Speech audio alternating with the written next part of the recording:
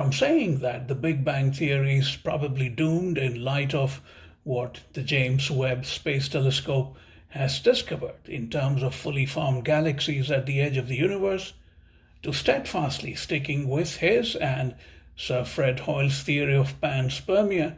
Dr. Nalin Chandra Wickramasinghe, the Sri Lankan-British astronomer, astrobiologist, and mathematician, remains one of the most brilliant outliers in science.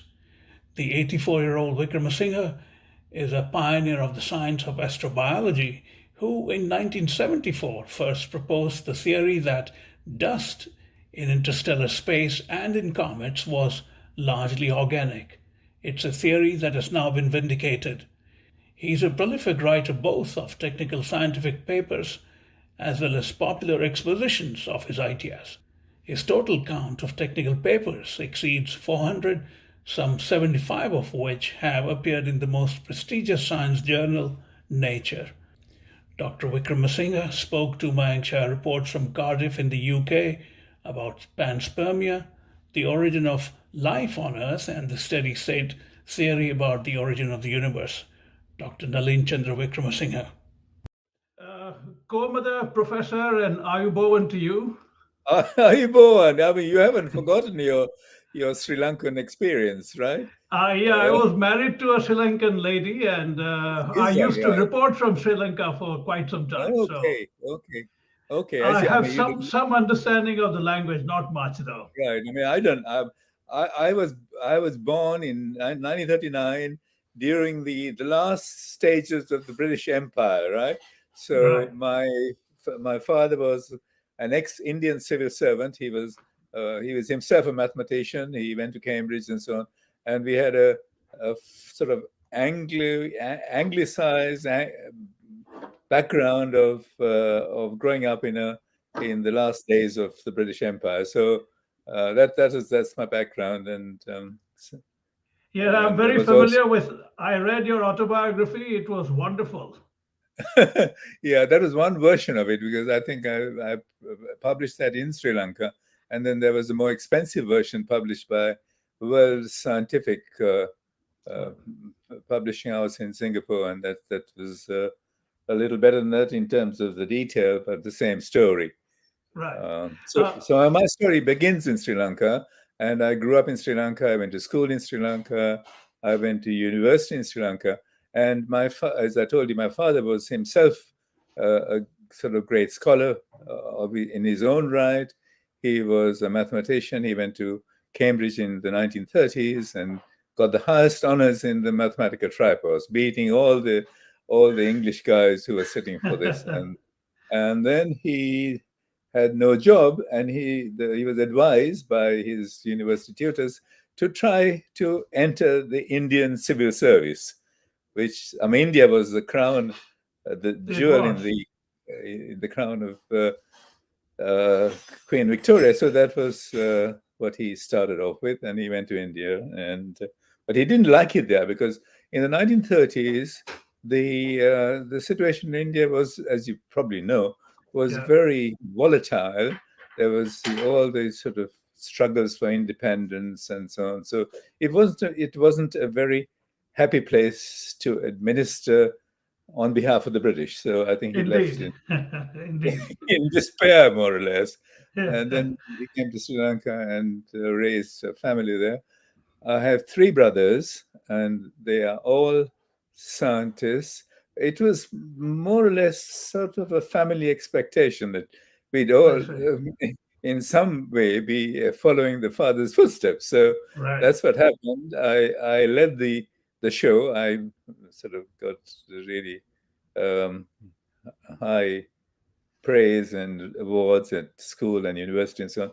And my brothers followed. My brother, just 2 years younger than me, essentially because took to medicine, and he became a professor at Imperial College London, which in those days was a very difficult, very prestigious position. And the next one down the line was a mathematician. He took after, essentially, after he was inspired, I suppose, by me and took after me. And he also took to astronomy. So he became an astronomer. And eventually he became professor of mathematics and astronomy at the Australian National University. I see. And my very youngest brother is Kumar, 10 years younger than me. And he wasn't very good in school. He didn't excel in studies, but he ended up as a fellow of the Royal Society, a member of the National Academy of Sciences. He's an engineer. He's Okay. a nanoscientist, and that's my family. So I thought I'd just fill you in on the background of. Yeah, it's all high achievers. They were all high achievers, and as I told you, it was sort of more or less a family expectation that in the twilight of the empire, this man who excelled, my father who excelled in science and mathematics, would raise a family that would also uh, aspire to do science and things like that. So that's the background. Right, right. I must point this out. I've been wanting to tell you this. In terms of scholarship, erudition, and a lucid writing style, you remind me so much of your fellow Sri Lankan, the late Dr. Anand Kumaraswamy. Uh, I don't know Yeah. if you've read him. No, I've read parts of what he some of what he's written. I mean, Yeah, he was a great scholar, and he was, as you said, he was a very skilled writer, and he right. had a very good style of writing. So I'm flattered if you say that my writing style is similar No, it is. to. It is. It is. Okay, so let me get into the questions. I want to Okay, begin at the galactic center, particularly okay. the hypothesis that Sir Fred Hoyle and you had about the abiogenesis having occurred close to the galactic center and then having spread throughout the Milky Way via panspermia. That's quite an extraordinary intellectual leap. How did that come about? Well, I think when I started work in Cambridge, I started on a project that was more or less sort of routine in astronomy, which was to try to understand the composition, the nature of cosmic dust. Right, cosmic dust shows up Right, as sort of dark clouds and striations in the Milky Way. If you look at the night sky on a sort of clear night, you see the sort of band of stars, the Milky Way stretching from horizon to horizon. And in between the stars, there are huge markings, huge structures. Some look like elephants' trunks, some look like coal sacks, and so on. So these were known from the beginning of the last century, but the nature of the particles of the stuff within those clouds remained a puzzle up to the time that I started working in Cambridge. I came to Cambridge in 1960 as a Commonwealth scholar to Trinity College, Cambridge, and I started my work in astronomy under the guidance of Fred Hoyle. So what I started to do was to try to unravel the nature of these huge dust clouds in space. We knew already that this cosmic dust made up pretty close to 1% of the mass of the weight of the entire galaxy. So it's not a trivial amount of material. no, yeah, And at the time that I started my work, my research, the consensus was that these were sort of ice particles, tiny microscopic ice particles, like the ice particles that you see in the cumulus clouds right, of the Earth's upper atmosphere, right? Now, I right, wasn't entirely, when I looked at all the data and tried to analyze the data, I wasn't entirely happy with that explanation, and I was looking for other explanations, other possibilities. And the one that seemed to fit much better was dust in the form of carbon particles, particles that were made up, tiny microscopic particles, sizes of bacteria, made up mostly of the chemical element carbon, right, right? And carbon, of course, is important because carbon is the main is what we are made of, basically, right? right, Carbonaceous molecules make up life. And so that was the starting point of life being a truly cosmic phenomenon. It didn't start like that at the beginning. We just thought of carbon dust, like soot right. particles to begin with. And as the 1960s proceeded into the 1970s, astronomy was developing at a fairly hectic pace, and there were new techniques and new technologies that were being used, and the all of the new techniques that were used to study the dust showed that the dust was made of carbon. That was true, and that sort of was a verification of my original ideas. But more than that, in the 1970s, the mid 1970s, the astronomy was showing that these are essentially very, very complex organic molecules, right? In the form of particles that were basically the sizes of bacteria, right? Right. So that was the start. And so we had Fred Hoyle and I were sort of puzzling as to how there could be so much. As I said, this is about 1% of the whole, 1% of the mass of the whole galaxy. How could these particles that were carbonaceous, organic, exist in such vast quantities? Now, when you look at the Earth's surface, you see organic molecules. They're everywhere, right? On the soil, Right. in the air, and so on. And the organic molecules on the Earth are all derived from biology, isn't it? Are essentially all residues in some form of living material. So by the end of the 1970s, astronomical research was progressing, and more data was coming in, and so on. And we had then to speculate, and I stress it was at this stage to speculate, that perhaps what we are seeing in the cosmos is very similar to what we have on the Earth. These are organic molecules, really complex organic molecules, some resembling chlorophyll, the green coloring substance of plants was also implicated in the cosmos, right?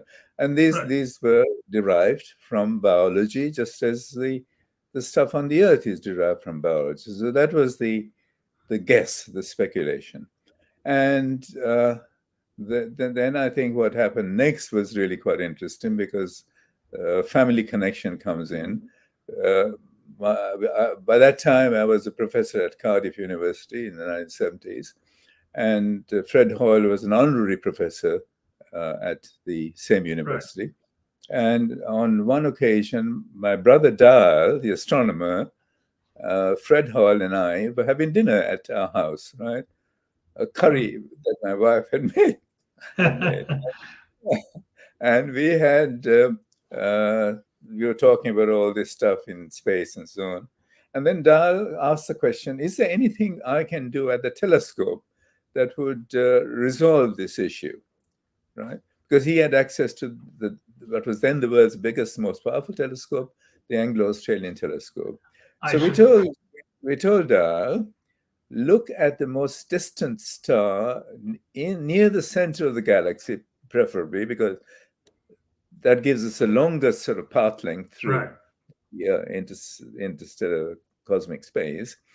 Find a star there and get what we call a spectrum in the infrared, right? A sort of characteristic absorption signature, and see whether there is a signature of a bacterium or living material, right? Not just chlorophyll or amino acids, something, but the whole assembly of a bacterium, right? And so he said, yes, I'll go back and do it. And with great difficulty, he got permission to do this, because all his colleagues said, this is crazy. There can't be any life out there. So why do you want to do this? But he was influential enough at the time to get this done. And he had, within 2 or 3 months, he produced this spectrum, what's called a spectrum, infrared spectrum, of cosmic dust along the whole of the galaxy up to the center of the galaxy, right? I see. And at the same time, I had a PhD student in Cardiff, who was looking at properties, behavior of bacteria if they were in space, right? Okay. bacteria Yeah. could be tested in this way, right? Could be looked for in the way of by using spectroscopy, as they call it, right? So Right. this guy, an Iraqi student, had obtained already a spectrum, infrared spectrum of a freeze-dried bacterium, as it would be in space. And in space I there's a see. vacuum in space, so all the water would evaporate, it would be freeze-dried. And so we had this spectrum.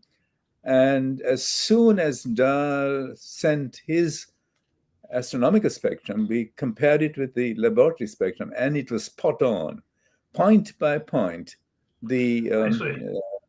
over a huge wavelength range, right? And now in science, if you make a prediction that is as accurate as that, and you have a result that fits that prediction, then this is essentially proof of your hypothesis, right? Or goes a long way towards saying that this is it. The Right. stuff between us and the center of the galaxy is biological, right? So this was a really exciting moment through the 1980, 81, 83. We had meetings, conferences, and so on, essentially uh, uh, announcing this result and Mhm. challenging our opponents to say why it is not so, why it could not be so. Right. And of course, there were many, many dissenters because people didn't like to say there's so much life out in space and so on. But over a period of about 3, 4, 5 years, the astronomical data became crushing to a point that we thought we have to just go head on and go with this assumption, with this hypothesis, be brave. And against all the opposition, we pushed this. We looked for data, looked for confirmation, and so on. And every prediction was fulfilled. And so that was it. So by the mid 1980s, I think, or mid to late 1980s, there was no doubt in our mind that this is a theory that had to be launched in a very big way. The Right. theory of, or the new theory of panspermia, right? Right. It's an ancient idea, of course, goes back to Greek times, to Vedic times in India as well. Indeed. Indeed. Yeah. Mm. So that was it, and to this day, the idea is getting more and more support. Every time you make a prediction, the prediction appears to be fulfilled. Right. Why do you reject the idea of earthbound abiogenesis Well, it is separately from the galactic center? yeah. Well, the standard theory of life that has been essentially a Eurocentric theory of life is that life started on the Earth through random processes with complex, reasonably complex molecules getting together and forming the first living system. Now, Right. if you examine this in the 1960s, this was thought to have happened uh, 3.5 billion years ago, right? This was the moment in time that was being talked about in the 1960s. By the 1980s, we were getting to 4 billion years ago. It was getting further and further back, right? The first event of abiogenesis, if that ever Right. occurred. And then, the most recently, about 2 years ago, we have found evidence of microscopic life in the oldest rocks that were formed, which was about 4.3 billion years, right? And now 4.3 billion years ago is a moment in time when the Earth was simply pounded with Right. comet impacts, right? There Right. was no chance that any quiescent process could have been happening on the Earth. But if there was life everywhere, if there was life in comets, and I'll come to that in a minute, right? Right. These comets could have dumped the first life that is now visible, examined in the laboratory inside of rocks. But I mean, I think the main objection we had when we really were thinking through these ideas in the 1980s and 1990s was an issue connected with probabilities. If you take the standard story, the abiogenesis story, seriously, then if one is given, provided with all the amino acids that make up proteins, with all the nucleotides, components of nucleic acids that make DNA and RNA, and put them into a huge ocean, what is the probability that these would assemble into a simple self-replicating living system? And we can take one example.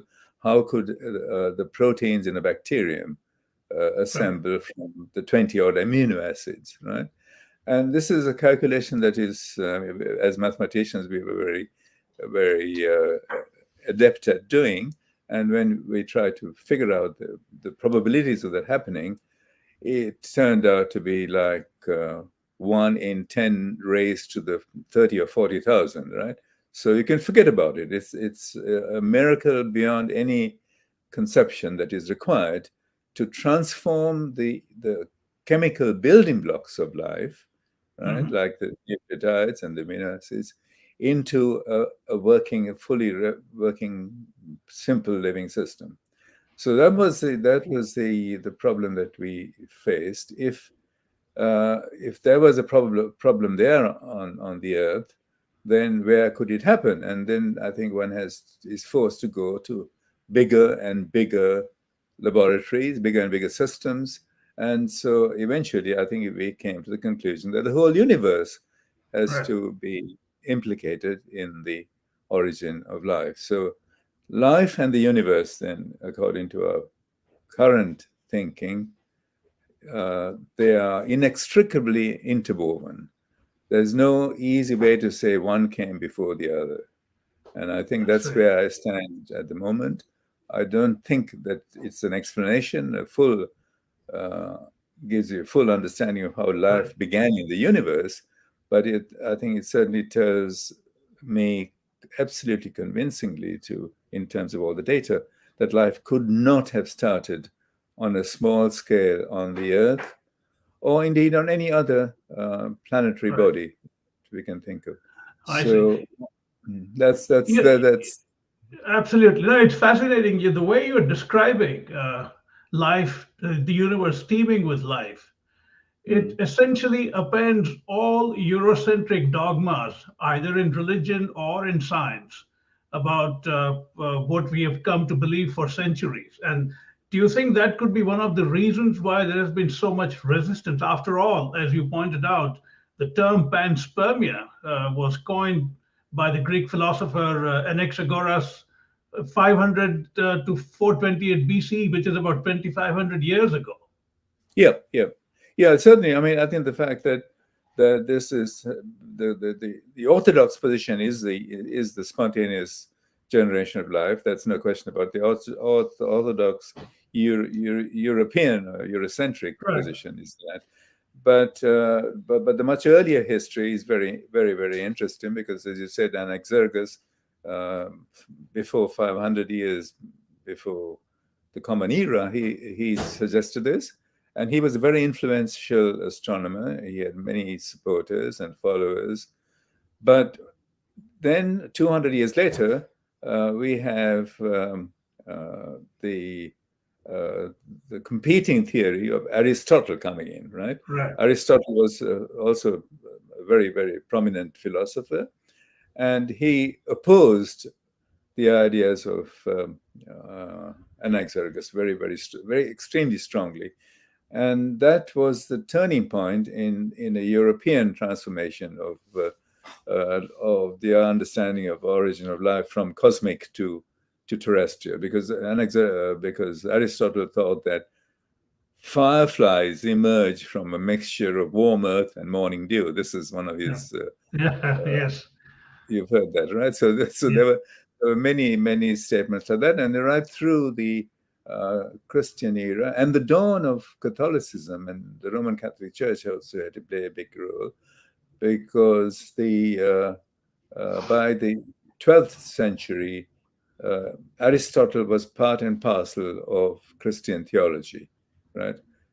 Christian theologians took over the whole corpus of Aristotle's philosophy and tried to sort of mold it into their own story. And so this is what has kept the whole business of spontaneous generation alive. And what really amazes me, Mike, is that now in the 20th century, in the last 50 years, the most powerful chemical laboratories in the world have been attempting to make primitive life from non-life, right? Right. With dismal failure. Not a single experiment has succeeded. And so I think one has to just throw this out of the and Right. regard it Right. as being an imperial artifact. And Yeah. of course, Yes. the Western empires imposed that on us, imposed that on all our thinking. In contrast, Eastern religions and philosophies, especially in India and elsewhere in Asia, they have been remarkably open to this idea of life having a universe teeming with life in many ways. Like, Absolutely. yeah. And why is it that? Why do you think people in that part of the world are more open to this idea? Because they're not shackled by the constraints of Judeo-Christian theology. I think that, I mean, that's a hard thing to say in a Western context, but I think we have been molded in the West Right. by the thinking that has gone from the ideas of Judeo-Christian. God said, "Let there be light," and there was light, and so on. Yeah. And the Garden of Eden and all that sort of stuff is is basically Earth-centered. The Earth is the center of the world in the early Yeah. Christian dogma. And Certainly, it was sorry to interrupt, but it's not just Earth centric, it is almost anthropocentric. The view. anthropocentric. Yeah, yeah, Yeah. yeah. Humans are made in the image of God, right? So Yes. we have a direct link with God, and Yeah. so this is the problem. And whereas the Vedic traditions in ancient India were much more open. I mean, I think my personal view is that if the, if life is a truly cosmic phenomenon, that knowledge must lie deep within each and every individual, and sort of the ideas of going to the Himalayas and shutting yourself out from all the trimmings of the world and traffics of the world and meditating for days and days and saying, you probably tap into the real truth Right. that is underlies the nature of the universe. I think that's the way I would like to see the Okay. connection with Yeah. and You were the first. mm, No, go ahead. Go ahead. Sorry to interrupt. no, Go ahead. no, I mean, just to connect to extend what you said. I mean, Vedic traditions say that this is true. So also does later Buddhist traditions, right? So, They do. assert that life is a truly cosmic phenomenon, isn't it? Right. And you were the first to propose that interstellar dust is made of organic molecules. That's an Absolutely. that's an extraordinary idea. What is the origin of that thinking? Well, because the ideas that were before the ideas that existed before and were fashionable before I came on the scene was that the cosmic dust was just bits of ice, microscopic flecks of ice, like the particles in the Earth's upper atmosphere, the particles that make up the white clouds in the sky, right? And mathematical calculations and astronomical observations showed within 5 years of my starting work on this, showed that this was totally wrong. And I had maybe a 5 year long struggle to get scientists to accept Mm. that the bulk of the cosmic dust was not inorganic ice. I mean, that was a very difficult hurdle to overcome, but I did overcome it. Mm. There weren't the religious trappings for that particular uh, transition from ice to carbonaceous material. And nor was there, I mean, I was also the first in 1974 to publish a paper in Nature saying that the cosmic dust was organic, comprised of organic polymers. right? Long strings of organic molecules. That was resisted by many people, including Carl Sagan, said, how can these complex molecules survive in space? Because space is a very harsh environment and so on. So we had a ferocious debate in the columns of Nature, but eventually this idea is also now generally accepted. No one Right. distends from the fact that organic molecules, molecules that resemble the molecules of life, are everywhere in the cosmos, and they're now called prebiotic molecules, Right. right? Because they don't want to say that life is out there. They think that these are just the components of life. They still want, the orthodoxy of science still want, Yeah.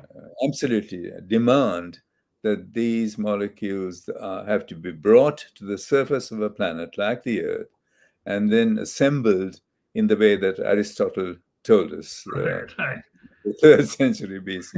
So I think Yes. it's absolutely horrendous, the um, the obstacles that we're facing. But I think they are being overcome. They are being I very see. slowly overcome because facts eventually have to win over ideologies, falsehoods, and so on. Right. So I Right. think in the fullness of time, myself and my colleagues and so on will be recognized. Fred Hoyle, particularly, will be recognized as being the transforming uh, guys who influenced it, made the most important transformation of thinking in Right. the 20th and 21st century. Yeah. One of the main reasons why your thinking and hypothesizing have been described as fringe relates to the explanation about how bacteria and viruses get into comets. And you have a very elaborate response to that. Yeah, well, Would I you? think the French means that only a few scientists accept it, which is true. Yeah. Which at the moment it's true. I mean, the few scientists that are accepting it, or a small fraction of scientists, of the total cohort of scientists who accept it, include some powerful scientists at the moment, right? There's no question about it.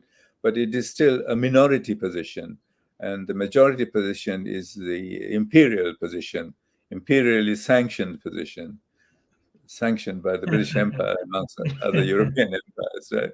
That life has to be a purely terrestrial affair. That we cannot involve the universe with life. We can involve the universe with everything else, but we cannot say that the universe is living in any Right. sense. And so that's become uh, largely a cultural issue, I think, that has to be I see. overcome.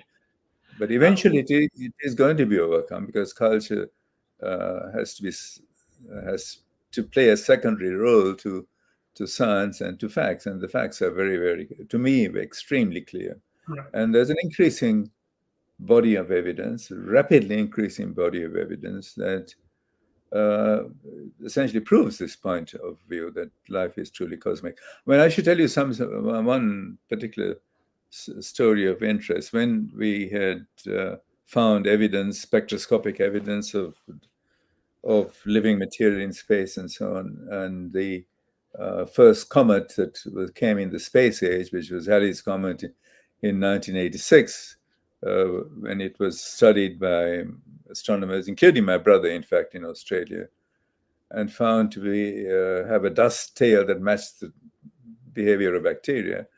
All that was sort of piling up to a point that we decided to ask the question: if comets are carrying this material, throwing this material out in vast quantity, uh, is there no experiment that we can do on the Earth to show that comets are actually, even today, bringing in living material, right? Right.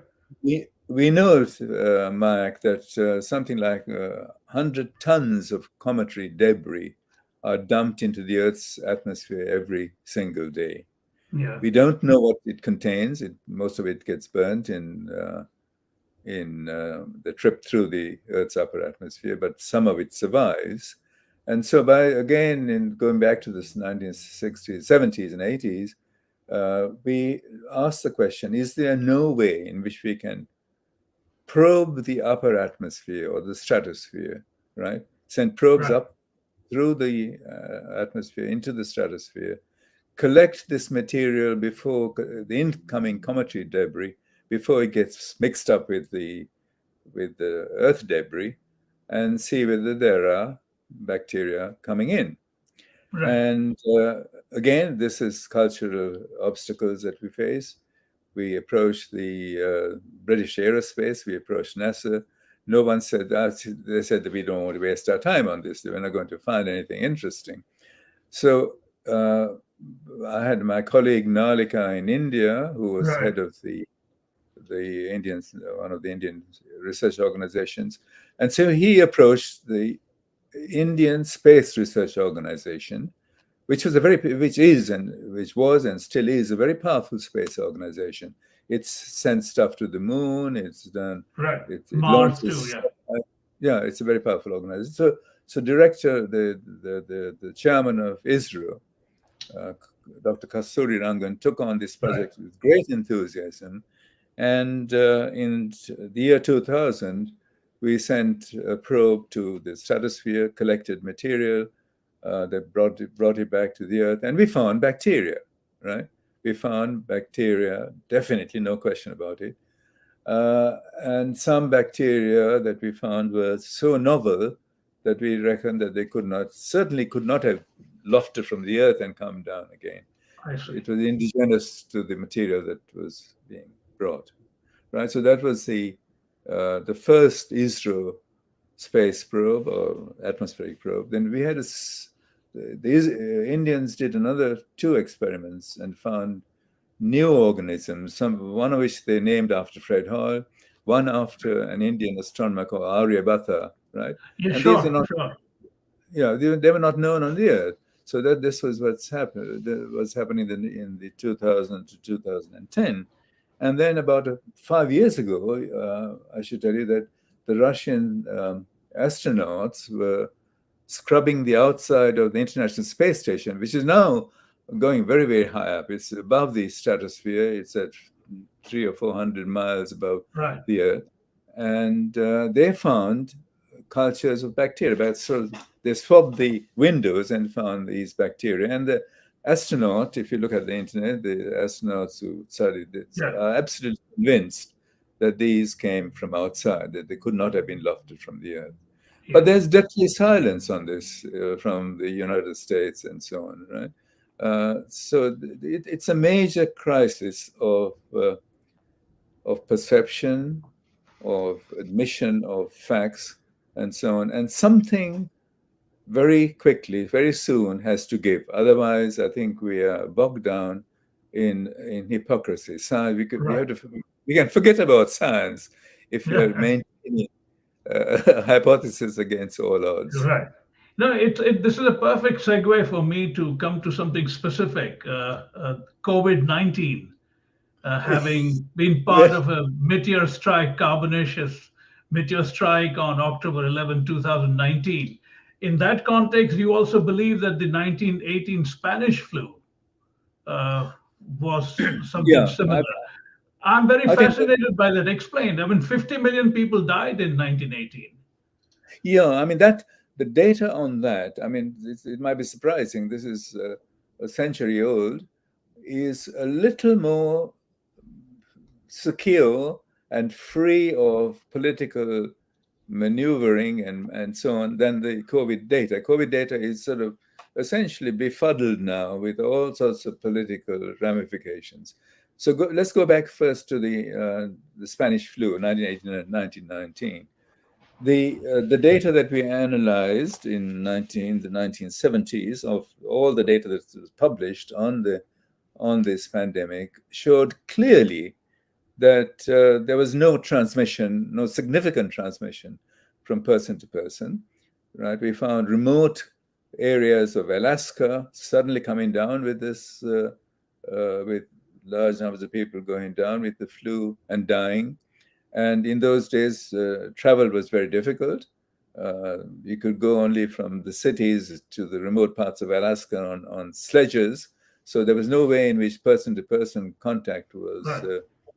was responsible. And there's also a very interesting bit of data that we've written about several times. The first attacks of a particularly lethal wave of this influenza occurred in Boston and Mumbai, Right. on exactly the same day, Right. right? Now, this was a time when there was no air travel in the 1920s. There were no airplanes ferrying people. So how did that happen? I think it is clear that all of the evidence that we've studied is clear evidence of a strike from space, and why not? I think if bacteria and viruses are cosmic artifacts, are cosmic uh, fragments of cosmic life, then this is not difficult to understand. So that's the position that relates to the 1918-1919 pandemic, and every single pandemic in history, like for instance, even going earlier to Greek times, the plague of Athens, for instance, is suddenly struck. An unknown plague, a hitherto unknown plague, suddenly struck Athens in the middle of the Peloponnesian Wars, and it's Right. been described in great detail by the historian Thucydides. And if you look at the descriptions of Thucydides, again, it is very similar to what we found later in pandemics, all the way to the COVID-19 pandemic. But as I said, the COVID-19 pandemic is fraught with all kinds of political Yes. ramifications, including the conflicts that are raging between the United States, the cultural conflicts that are raging between the U.S. and China. That doesn't help to get a clear picture of what's Right. going on there. Right. In one of your papers, you quote from the Buddhist text Anuttara Nikaya from the first BCE. And I would like to quote that: as far as these suns and moons revolve, shedding their light in space so far extends the thousandfold world system. Now, essentially, what it says is that what you've been arguing all along. So, Mm. tell me a bit more about that particular text. Well, I think that again ties up with the Vedic ideas of planets being everywhere in the universe, the Earth not being alone as a planetary body Right. that is harboring living creatures.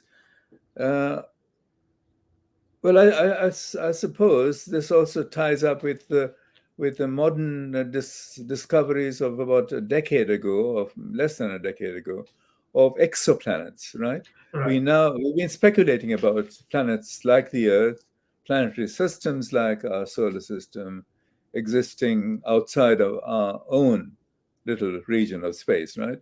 The Right. sun is just one of 100 billion similar stars in the Milky Way. And what we have found, what astronomers have found in the last decade, is that something like a percent of those stars in the Milky Way are very similar to the sun and similar to the extent of harboring planetary systems. So exoplanets have been discovered in large numbers, exoplanetary systems, right? And the average distance between our solar system and a neighboring exoplanetary or solar-like solar Yeah. type system is only a few light years. And my Right. colleagues and I have worked out quite convincingly that to transfer material from our solar system, the bacteria from the Earth and the sun, comets around the sun, to the next neighboring planetary system, exoplanetary system, is trivial, I right? see. They're almost kissing each other. So if there is Yes. life in on one system, like on the Earth, in our solar system, there has got to be life across the entire galaxy. There's no question about it. Yeah. And people are coming around to this point of view with great hesitation, with sort of ifs and buts and maybe not and so on and so forth. But it's all down to cultural Right. Right. obfuscation.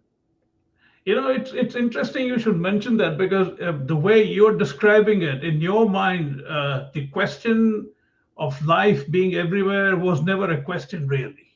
You always thought there ought to be life across the universe. Well, I think, yeah. Even before I became a scientist and before I started analyzing all these new data sets that emerged from the 1960s onwards, my instinct was that life is truly Right. cosmic, and that life is cannot be confined to this little planet Right. that we are sitting on, Yeah. or standing on. And that is partly cultural. I think the fact that I come from an Indo-Aryan Indus Right. Valley type civilization Yeah. makes a difference. And I think that that has been also the situation in India, because my colleague Nalika has worked with me, and Yeah. recently we've published a paper, and we've had difficulty in publishing it. Now I we've got see. a publisher for it, where we analyzed, Nalika and I analyzed the latest data from the James Webb Telescope, right? I was coming to that. Yes. Now, the James Webb Telescope started operating only about 6 months ago, and it's already finding really staggering Absolutely. results that Yeah. blows apart the whole of conventional astronomy and conventional cosmology, and I think Right. conventional astrobiology as well. What they found recently is that there are galaxies that are 35 billion light years away, mature galaxies like our Right. own Milky Way system, R- as far away as that. Now, the standard story of a Big Bang is that everything started from nothing, ex Yeah. nihilo. God said, "Let there be, let there be a universe." There was a And there universe. was. Yes. So now that happened. The conventional wisdom was that happened 13.8 8 billion. billion Right. years ago, 13.8 billion years ago, which is really, I mean, coming that even that time scale was sort of, I found it amusing to have such a short time scale. Fred Hoyle thought only three times the age of the Earth, the whole universe. There Right. must be something wrong with that, right? Yeah. So anyway, that's what came from the so-called Big Bang theory. And now what they're finding is that these galaxies there are much older galaxies. So the whole of the Big Bang is in Big Bang theory is in great trouble now, and Now, yes. the only theories that survive are those that Yes. were essentially supported by Nalika in India, and Yeah. currently by Roger Penrose in Oxford. He's a Nobel I, laureate. it's amazing, Dr. Wickramasinghe, the way you're answering. It's exactly following the questions that I have. The next one was about Professor Penrose's conformal cyclic cosmology. I'll come to that, but before that, do you think what the JWST has found, the James Webb Space Telescope has found, in a sense, revives the idea of the steady state that Fred Hoyle and two others were Nalika, so Babbage, completely convinced about. Yeah, yeah, absolutely, absolutely. I mean, there's absolutely no doubt in my mind, and there never was any doubt that the universe is much older, has an infinite age, and that's the wisdom of the ancient Indians, right? Where the right. traditions say that the universe had no beginning, and it's a cyclic event, It a is. cyclic process. So, I mean, there's no question about it that this is going to be the the ultimate truth that would emerge when the most powerful telescopes in the world, the James Webb and other telescopes that come after it, have done their work. I mean, the truth is always out there and cannot Yes, be subdued, isn't it? I mean, this is a fact of life. You can use cultural processes of culture and so on, right, imperial uh, conquests to force people to believe things, to believe in slavery, or to right, believe in these other things. And but the truth is always the final arbiter of the universe. right. What do you think of Professor Penrose's conformal cyclic cosmology, which he himself has said is a bit more like Hindu philosophy? These are his exact words Yeah, yeah. than the Judeo-Christian traditions. Yeah, well, I think there's not a lot of difference. Mac, between the Penrose position and the older position, which goes back about 2 decades or 3 decades earlier, of Hoyle, Nalika, and the Babbages. Right? Uh, Right. Fred Hoyle used the words Big Bang Theory as a Yes. derogatory to essentially to say that this is nonsense. Big Bang is a Big Bang. And you can think of firecrackers going Big Bang, but Right. the universe going Big Bang is it's just crazy. So I think the Big Bang Theory is doomed in the long term. As a scientist, I would probably be hanged for saying that, but I'm old enough to tackle that you, one. you know, I think it's going.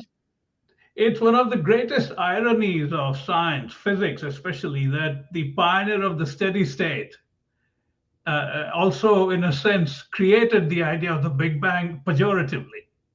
Absolutely. I thought he thought it was a joke.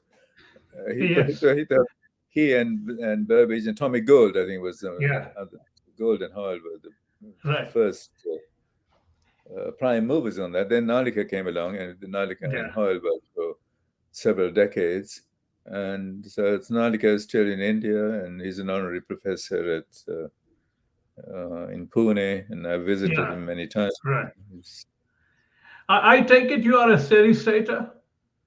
Absolutely. I have no Okay. doubt that the universe Okay. has existed for an eternity. I mean, Okay. that's what I have been brought up culturally, religiously, and as you Right. said, Buddhist philosophy, Hindu philosophy Yeah. Yeah. doesn't make any. There's no other alternative, isn't it? Yeah. Yeah. You know, to just to wrap up last couple of things, I've taken enough of your time. What role do you think gravity plays in the way life might have emerged elsewhere in the solar system, as well as even the universe? Because I would presume, say, for instance, an exoplanet where the gravity is twice Earth's or half Earth's, life forms would evolve very differently, don't you think? Yeah, well, I think the component, what is cosmic and universal, are the components of life, right? The Hmm. genetic, all the genetic possibilities, whether a living creature can be big or small, or able to fly or walk or whatever, just depends on the locality in which the information units, like the viruses and bacteria, right, Right. are put together, right? The totality of possibilities, of all possibilities for life, for intelligence, for everything that you can think of, exists out there in vast quantity in the form of bacteria and viruses. So when these rain, if this material rains on a planet that is lofty, huge, and so on, then the creatures that would evolve or would essentially survive are the smaller ones, isn't it? If you have Hmm. tall, huge creatures walking on a huge planet, then there's a problem. So the environment, the physical environment, selects from an infinity of possibilities those structures and those possibilities that are best suited to the local conditions. I think that's Right. the way I see it. I think the the totality of cosmic life is a huge, is an almost infinite resource for evolution. Evolution of life on any planet depends on the local conditions, local physical conditions that prevail. Right. You know, one of the questions that I have grappled with as a lifelong science nerd and physics nerd, as it were, Yeah, is whether there is any purpose to this monstrosity called the universe. I'm not looking at purpose from the human standpoint, but what is the universe doing being so huge and so diverse and so magical? What's going on? yeah. I mean, that's $1 million question, and Yes. I would ask. I keep on asking that myself. I think there's no rational answer, no reasonable answer that we can offer at the moment. I think that uh, if there is a God, a creator, or Vishnu, or whoever the great creators Right. are in the Hindu mythology, they essentially encapsulate the entire universe. The universe is creator and created all combined together. I see. I don't know that Yeah. that answers the question, but No, I think it's interesting, but that brings me to wrap up our conversation. Where do you stand on simulation? That on we live in a simulation, or we are simulation. I find myself being very cynical because I think the evidence from there is no question that the components of life are that are microbial components of life are being continually replenished from outside, right?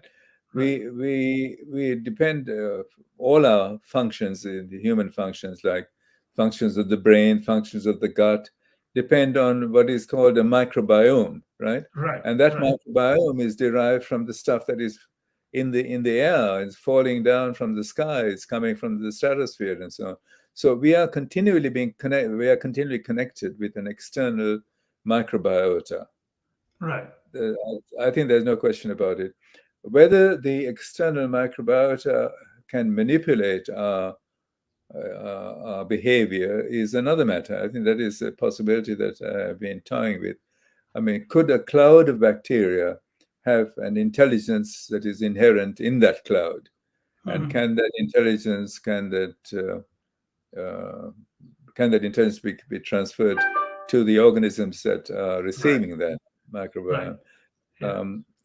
I mean, we have. I think it's interesting also to touch briefly on the search for extraterrestrial life. Right? We have Right. over nearly 50 years, or a little over 50 years, been searching for extraterrestrial life in the form of radio signals, and so Mhm. far, as I think as consensus tells you, there hasn't been any convincing detection of an extraterrestrial signal. Radio signals are what people are looking for. What if the messages that are being sent are microbial messages, right? Like a Absolutely. cloud Yeah. of bacteria carrying information, like, I mean, in a silly sort of way, like Fred Hoyle's novel, The Black Cloud, Yes. right? I mean, this was Yeah. a cloud of bacteria, of organic material that had intelligence.